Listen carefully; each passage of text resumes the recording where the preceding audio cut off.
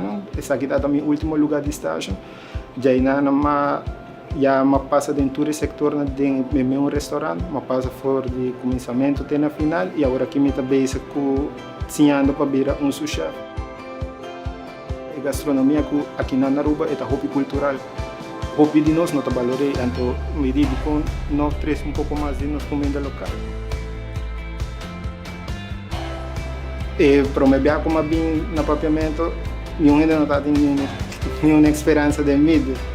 Então, o chefe mesmo, ela usa algo de mim, ela diz, você tem potencial, você tem disciplina para fazer, ela diz guia para me ser.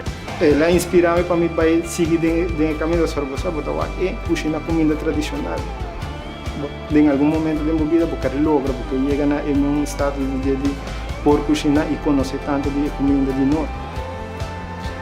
Agora que minha função será de sous-chef, praticamente é mandante de chefe para ora em hotel, para turcos que na net em seu lugar e se meu colega na local mestre de ajuda, sempre dentro para ajudar de maneira mais positiva e é importante para ora é um cubista que uma família que ganha da indústria que você cria uma família a partir de uma família tem oportunidade para crescer. Se você não cresce, você faz algo revés. Meu nome é Schneider e amo turismo.